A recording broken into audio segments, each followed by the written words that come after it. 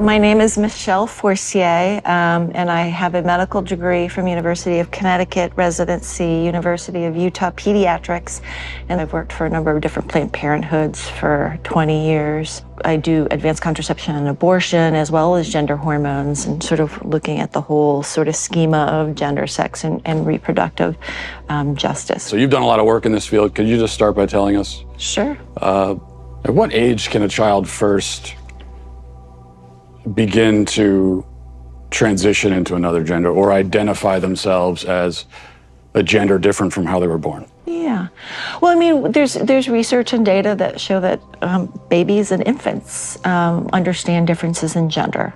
Some children figure out their gender really early, and the reason why we say, oh, that's interesting or important is because they're figuring out their gender identity is not necessarily congruent with their sex assigned at birth. When the doctor sees the penis and says, this is a male, has the sex of male, that's an arbitrary distinction.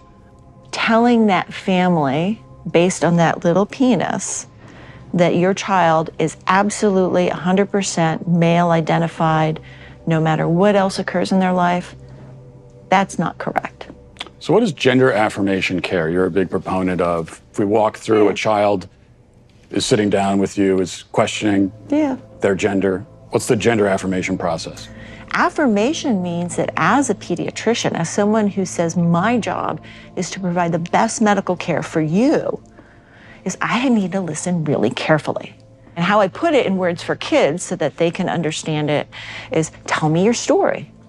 Where have you been in terms of your gender and your gender identity? Where are you right now? And more excitingly, where would you like to be in the future? Have you ever met a 4-year-old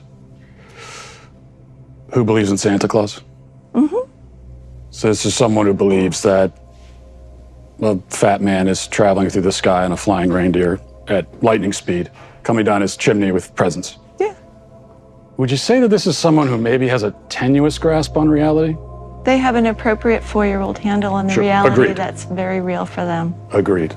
But Santa Claus is real for them, but Santa Claus is not actually real. Yeah, well, but Santa Claus does deliver their Christmas presents. Well, yeah, but he's not real, though. To that child, they are. When I see a child who, believes in Santa Claus, and then let's say this is a boy and he says, I'm a girl. Mm-hmm. This is someone who can't distinguish between fantasy and reality, so how could you take that as a reality? I would say that as a pediatrician and as a parent, I would say how wonderful my 4-year-old in their imagination. The drug's used as Lupron, right? Which has actually been used to chemically castrate sex offenders? You know what? I'm not sure that we should continue with this interview because it seems like it's going in a particular direction. Well, you're a medical professional. I am a medical professional. So you don't want to talk about the drugs that you give to kids, or? Again, I'm a physician and I use medication. You're choosing exploitive words. Drugs I give to kids. I'm choosing a chemical word that was in a dictionary. That's not a correct term for puberty blocking. I could look it up on my phone, but I'm pretty sure if I looked it up, you can look it up on your phone. It says medical definition: the administration of a drug to bring about a marked reduction in the body's production of androgens and especially testosterone. And I'm saying, as a pediatrician who takes care of hundreds of these kids, when you use that terminology, you are being malignant and harmful. I mean, there are some who would say that giving chemical castration drugs to kids is malignant and harmful.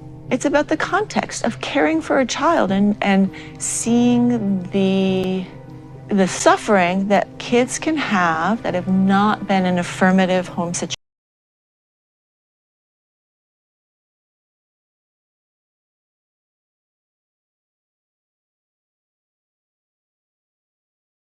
دعمونا بالضغط على زر الإعجاب ولا تنسوا الاشتراك في القناة وتفعيل زر الجرس حتى يصلكم كل جديد. إلى اللقاء.